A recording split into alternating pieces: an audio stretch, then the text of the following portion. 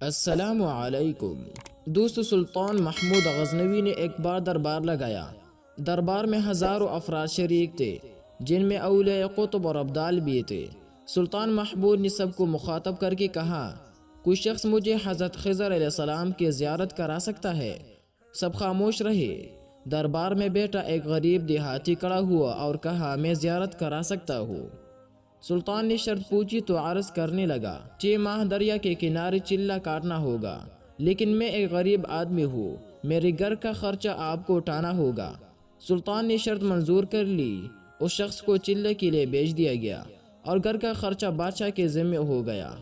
206 ماہ گزرنے کے بعد سلطان نے اس شخص کو دربار میں حاضر کیا اور پوچھا تو دیہاتی کہنے لگا، حضور کچھ وظائف الٹے ہوئے گئے ہیں، لہٰذا 6 ماہ مزید لگیں گے۔ مزید 6 ماہ گزرنے کے بعد سلطان محمود نے پھر دربار لگایا اور دربار میں ہزاروں افراد شریک تھے۔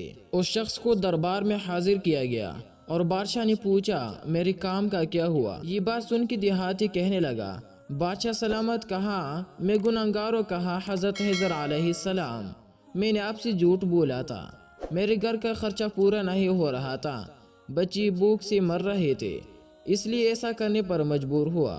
سلطان محمود غزنوی نے اپنے ایک وزیر کو کھڑا کیا اور پوچھا، اس شخص کی سزا کیا ہے؟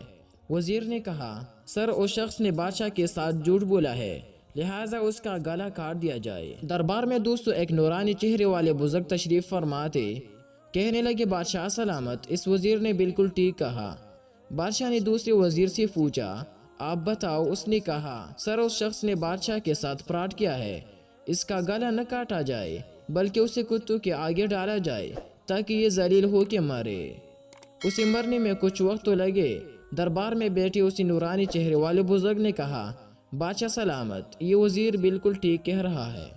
سلطان محمود غزنوی نے اپنے پیارے غلام ایاز محمود سے پوچھا، آپ کیا کہتے ہو ایاز؟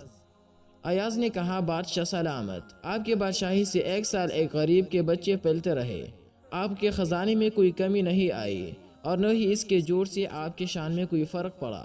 اگر میری بات مانو تو اسے معاف کر دو، اگر اسے قتل کر دیا تو اس کے بچے بھوک سے مر جائیں گے۔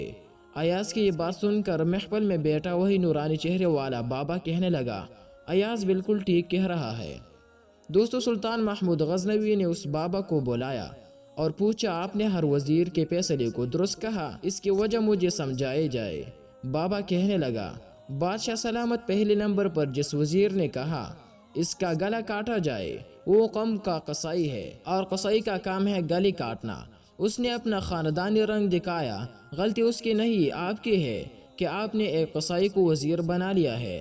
دوسرا جس نے کہا اسے کتوں کے آگے ڈالا جائے، اس وزیر کا والد بادشاہوں کے کتے نہلایا کرتا تھا، کتوں سے شکار کھیلتا تھا، اس کا کام ہی کتوں کا شکار ہے، تو اس نے اپنے خاندان کا تعارف کرایا۔ آپ کی غلطی ہے کہ ایسے شخص کو وزارت دی ہے۔ اور تیسرا ایاز، جو فیصلہ کیا تو سلطان محمود سنو، ایاز سید زادہ ہے۔ سید کی شان یہ ہے کہ سید اپنا سارا خاندان کربلا میں ذبح کر دیتا ہے مگر بدلہ لینے کا کبھی نہیں سوچتا۔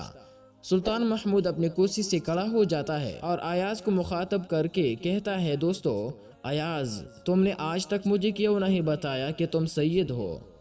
ایاز کہتا ہے، آج تک کسی کو اس بات کا علم نہ تھا کہ ایاز سید ہے، لیکن آج بابا جی نے میرا راز کھولا، آج میں بھی راز کھول دیتا ہوں۔ سنو اے بادشاہ سلامت اور درباریوں، یہ بابا کوئی عام ہستی نہیں، یہی حضرت خضر علیہ السلام ہے۔